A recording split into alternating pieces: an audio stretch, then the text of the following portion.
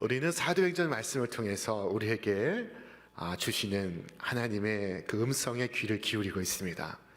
사도행전 1장부터 28장까지 전체의 주제가 되는 말씀은 그 서두 1장 8절에 있습니다. 말씀하기를 오직 성령이 너희에게 임하시면 너희가 권능을 받고 예루살렘과 온 유대와 사마리아와 땅 끝까지 이르러 내 증인이 되리라 하신 이 말씀입니다. 이 말씀을 따라서 사도 바울이 지금 아덴에 머물고 있습니다. 그가 그곳에서 주의 복음을 전파하고 있습니다. 이 아덴은 헬라 문화와 예술과 철학의 중심지였습니다. 화려한 문명을 자랑하고 있었습니다. 그곳에서 소크라테스와 플라톤과 아리스토텔레스가 출생했고 활동했고 그리고 그곳에서 죽었습니다. 이 아덴이 얼마나 철학의 도시요, 또 지식의 도시요, 교육의 도시요, 문화의 도시였는가를 우리는 짐작할 수 있습니다.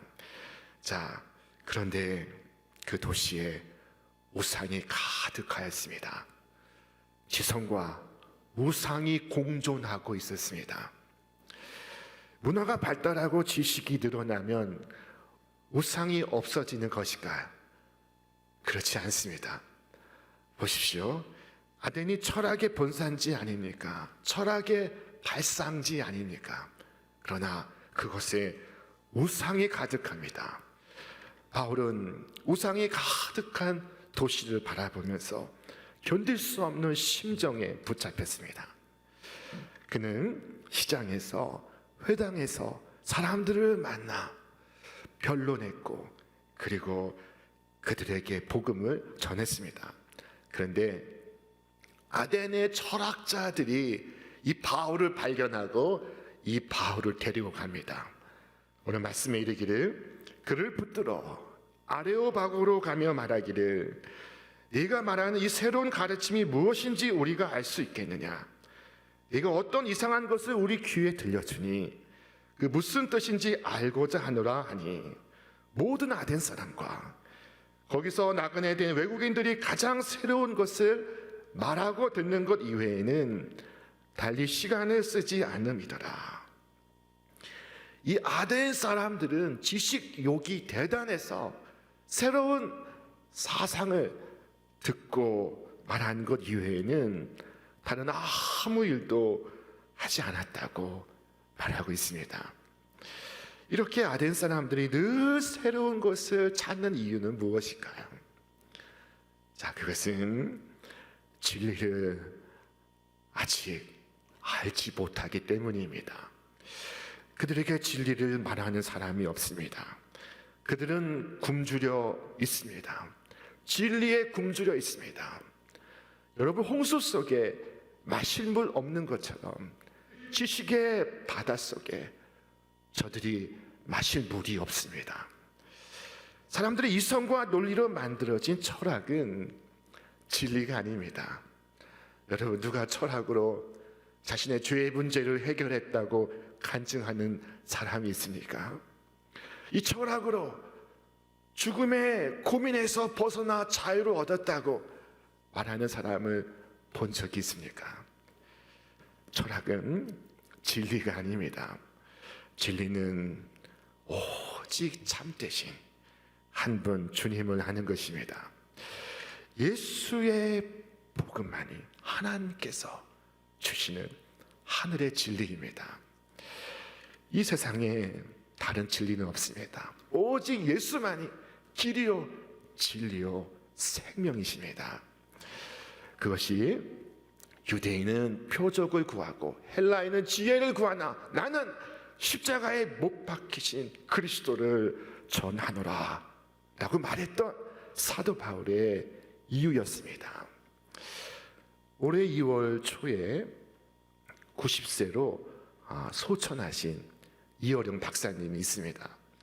이어령 박사님은 한국 사회의 대표 지성인이었고 그리고 석학이었습니다.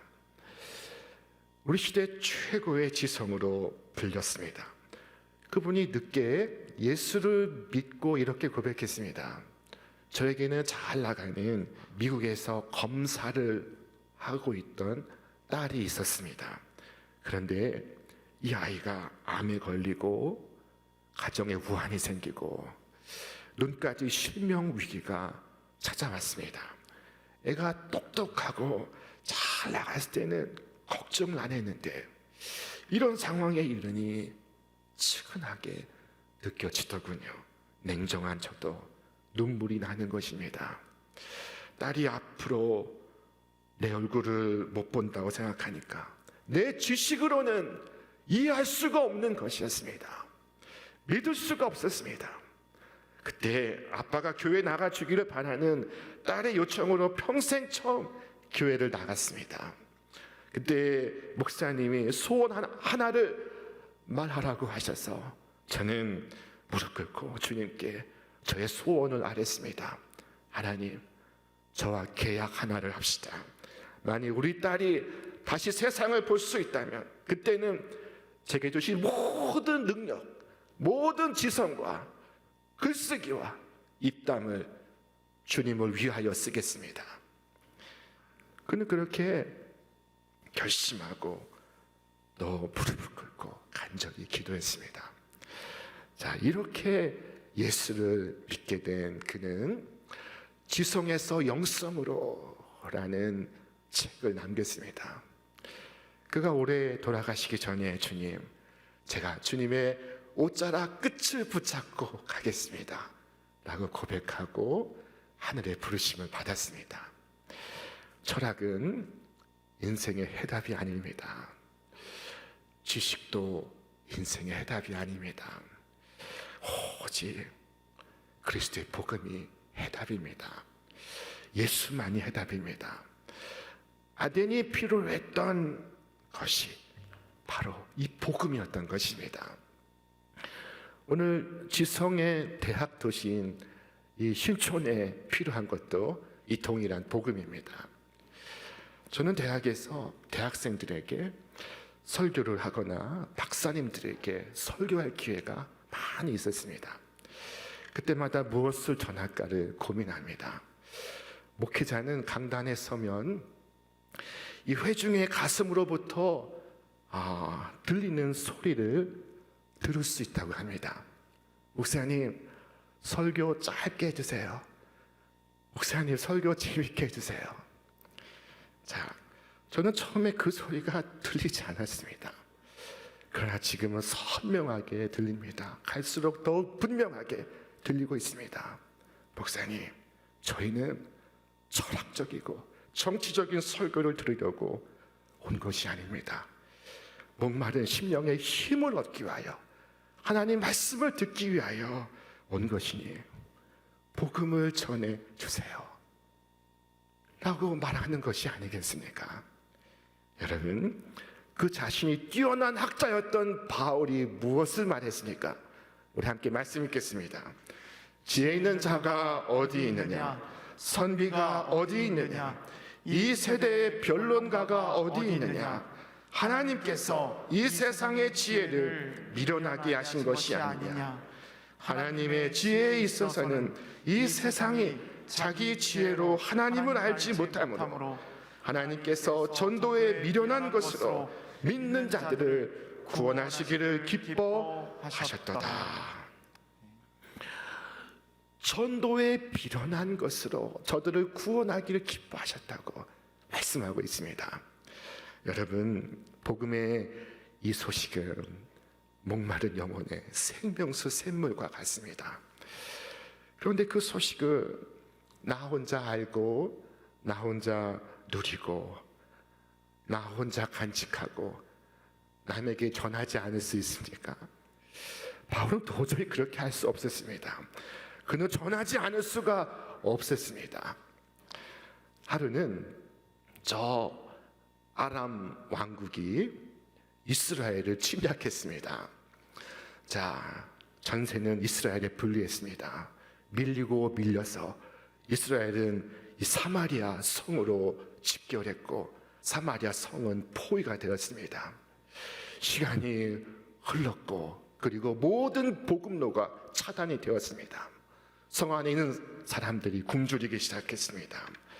얼마나 상황이 끔찍하게 진행이 되었는지 성 안에서 어린아이까지 잡아먹는 참담한 일이 벌어지고 있었습니다. 그런데 전쟁이 일어나서 모두가 비참한 삶을 살아갈 때 4명의 나병 환자가 성문에 앉아서 서로에게 이렇게 이야기합니다. 이렇게 우리가 앉아 있어도 죽고 성 안에 들어가도 누가 먹을 것 주원이 없으니 우리는 죽을 것이다.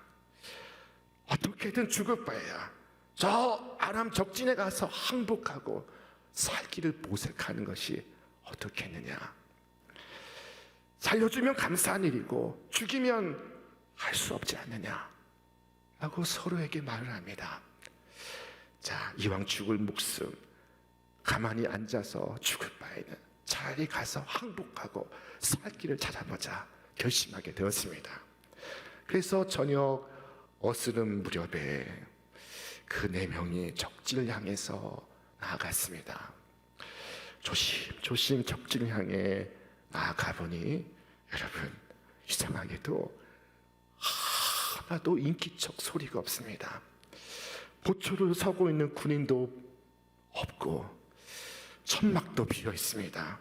사람들이 몽땅 어디론가 사라져 버렸습니다. 이 상황을 성경은 하나님께서 역사하셨다고 말씀하고 있습니다. 하나님께서 우레와 같은 말소리, 말발굽 소리, 병거의 소리, 군대의 소리를 이 아람 군대에 들려주셨습니다. 이 아람 군대는 이 소리가 점점 더 커져오자 이스라엘이 저 남쪽에 애굽 군대를 이끌고 오는구나 라고 생각하기 이르렀습니다. 이스라엘 돕기 위해서 애굽에서 지원군이 몰려오는구나. 그때 이 아람 군대의 마음에 큰 두려움이 임했습니다. 큰 두려움에 붙잡혔습니다. 그래서 이 군인들이 싸울 생각을 포기하고 도망가기 시작했던 것입니다. 나귀가 매여있는 그대로, 천막을 쳐둔 그대로, 모든 물건을 그대로 두고 몸만 빠져나가기에 급급했습니다. 얼마나 급했던지 말도 타고 가지 않고 말도 묶여있는 채 몸만 빠져나갔습니다. 하나님께서 그들을 다 도망가게 만드신 것입니다. 놀라운 구원이 일어난 것입니다. 이것은 아름다운 소식이요, 복음의 소식이었습니다. 하지만 이스라엘 백성은 이를 모른 채 굶주림 가운데 죽어가고 있습니다. 그러나 그 속에서도 이 4명의 나병 환자는 굶주림에서 벗어나 생명을 보존할 수 있었습니다. 그들이 들어갔던 천막 안에는 저녁상이 차려져 있는데 배고팠던 그들은 실컷 먹고 마시고 즐거워했습니다.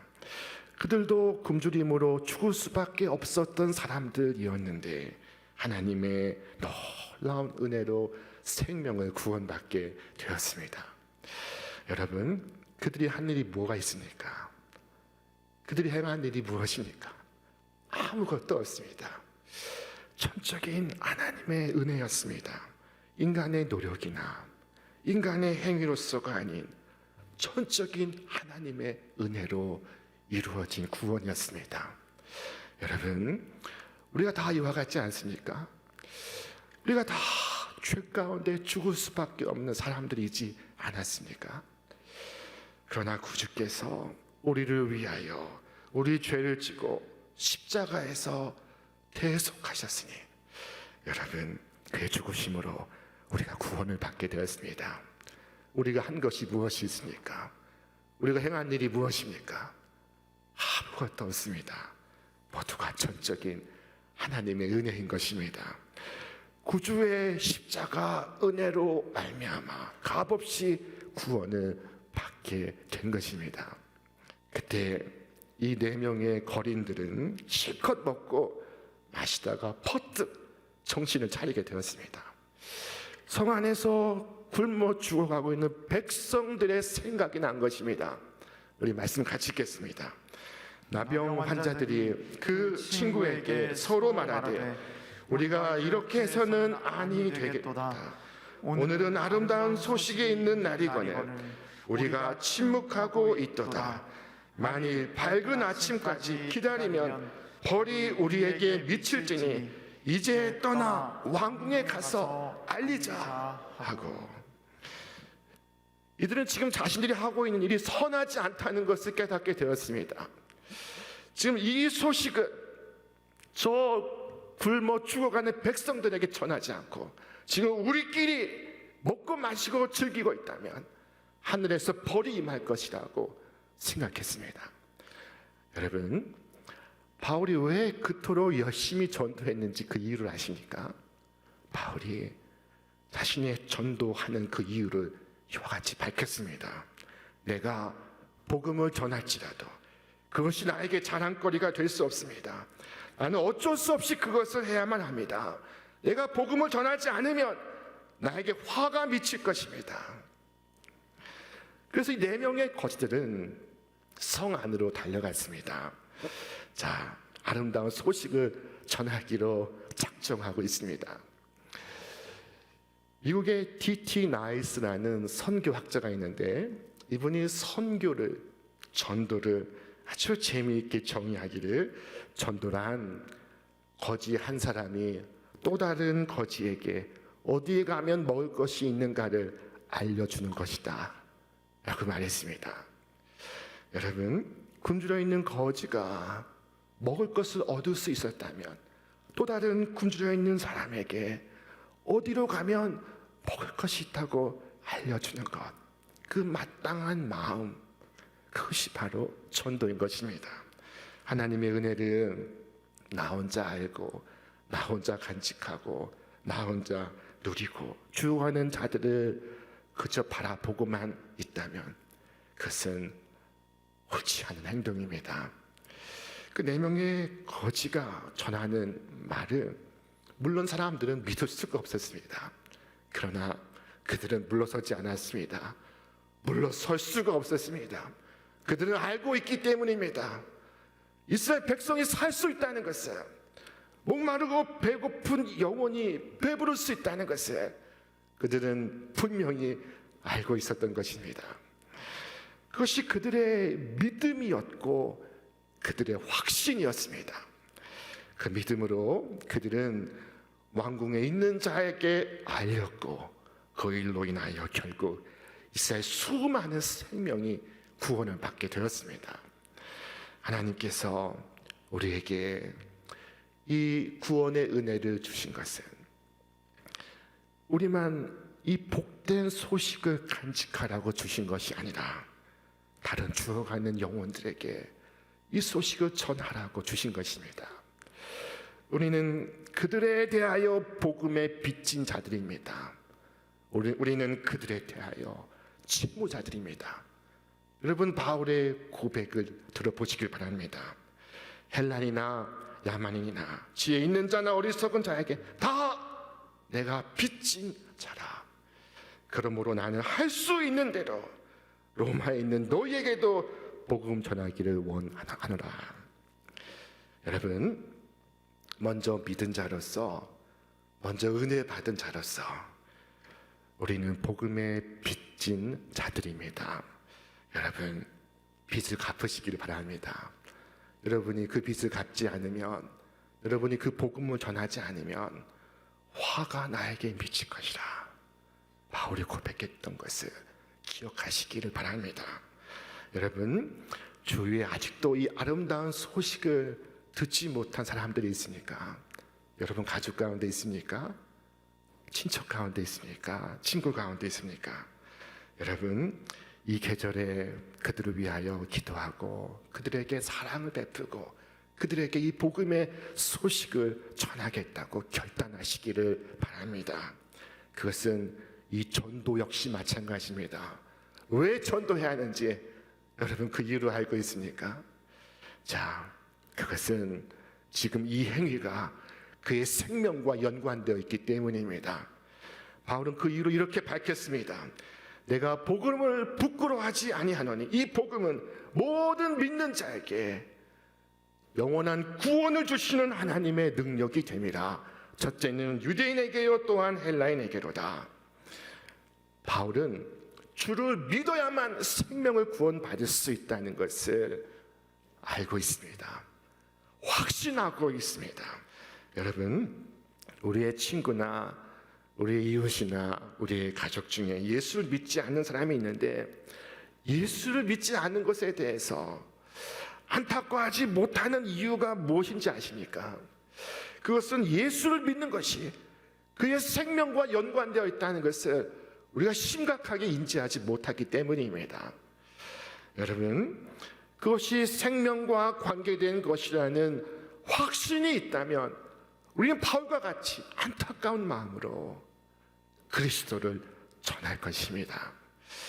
우리가 예수 믿는 것을 생명의 문제로 여기지 않기 때문에 그냥 믿으면 좋고 믿지 않아도 뭐 심각한 것이 아니라고 생각하기 때문에 자기 자신도 열심히 믿지 않고 전도에 대한 필요성도 크게 느끼지 못하는 것입니다. 여러분, 여러분의 사랑하는 가족이 구원을 얻기를 원하신다면 어떻게 해서든지 이 계절에 그를 그리스도께로 인도하시기를 바랍니다. 올해가 가기 전에 한 영혼을 위하여 진력하는 남은 한 해가 되기를 바랍니다. 하나님이 없는 지성, 하나님이 없는 지식은 우리를 우상 숭배에 빠지게 합니다. 철학은 인생의 해답이 아닙니다. 지식은 인생의 해답이 아닙니다. 오직 복음만이, 오직 예수만이 해답입니다. 우리는 모두 빚진 자들입니다. 먼저 은혜를 입은 자로서 우리가 이 진 빚을 모든 죽어가는 이들에게 복음의 소식을 전함으로 여러분의 모든 빚을 다 갚으시기를 바랍니다. 이 가을 이 땅의 온 가족을 천국의 한 가족으로 인도하시는 저와 여러분 되시기를 주님의 이름으로 축원합니다.